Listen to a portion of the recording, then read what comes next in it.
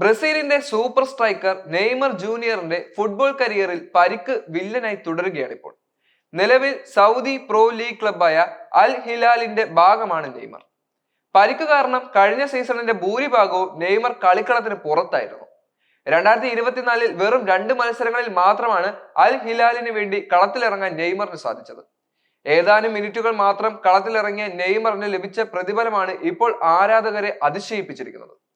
കഴിഞ്ഞ വർഷം കേവലം 42 മിനിറ്റുകൾ മാത്രമാണ് നെയ്മർ അൽ ഹിലാലിന് വേണ്ടി കളത്തിലിറങ്ങിയത്. ഫുഡ് മെർക്കാറ്റോയുടെ റിപ്പോർട്ടുകൾ പ്രകാരം ബ്രസീലിയൻ സൂപ്പർ താരത്തിന് കഴിഞ്ഞ വർഷം മാത്രം 84.6 മില്യൺ പൗണ്ടാണ്, അതായത് ഏകദേശം 890 കോടി വരുമാനമായിരുന്നു ലഭിച്ചിരുന്നത്. 2 മത്സരങ്ങളിൽ നിന്നും നെയ്മർ പന്ത് ടച്ച് ചെയ്യാതെ 45 തവണയും ബ്രസീലിയൻ സൂപ്പർ താരത്തിന്റെ ഓരോ ടച്ചിനും ഏകദേശം 1.1 മില്യൺ യൂറോ, ഏകദേശം 21 കോടി രൂപ ലഭിച്ചുവെന്നാണ് റിപ്പോർട്ടുകൾ സൂചിപ്പിക്കുന്നത്. 2023 ഫുട്ബോൾ ലോകത്തെയും ആരാധകരെയും എല്ലാം ഞെട്ടിച്ചുകൊണ്ട് നെയ്മർ അൽ ഹിലാലിലേക്ക് ചേക്കേറിയത്. ഫ്രഞ്ച് വൻപന്മാരായ PSG യിൽ നിന്നായിരുന്നു സൂപ്പർ താരം സൗദി ക്ലബിലേക്ക് കൂടുമാറിയത്. 101 മില്യൺ യൂറോയാണ്, അതായത് ഏകദേശം 895.2 കോടി രൂപയാണ് നെയ്മർക്ക് സൗദി ക്ലബ്ബ് ഓഫർ ചെയ്തത്. ഇതോടെ ലോകത്തിലെ തന്നെ ഏറ്റവും അധികം പ്രതിഫലം പറ്റുന്ന കായിക താരങ്ങളുടെ പട്ടികയിൽ ആദ്യ 3-ലെത്താനും നെയ്മർക്ക് സാധിച്ചു എന്ന് പറയാം.